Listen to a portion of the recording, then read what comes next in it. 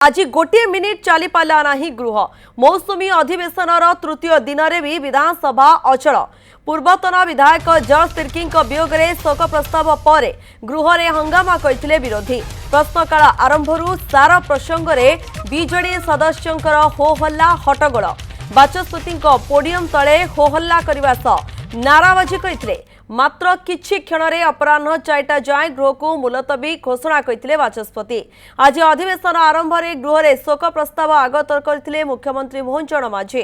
शोक प्रस्ताव को विरोधी दल उपनेता प्रसन्न आचार्य, कांग्रेस विधायक दल नेता रामचंद्र काडाम एवं सीपीआईएम विधायक लक्ष्मण मुंडा समर्थन जणाई श्रद्धांजलि जणाइथिले। बाचस्पति सुरमा पाढ़ी श्रद्धांजलि जणाइबा परे 2 मिनिट नीरव प्रार्थना होइथिला। विरोधी बीजेडी एवं कांग्रेस चाहूना ओडिशा रे विकास हो, ओडिशा आग को जाऊ, तर्क वितर्क हो, तथ्य सामना को आसू। से कहीं चाहूना तथ्य सामना को आसू।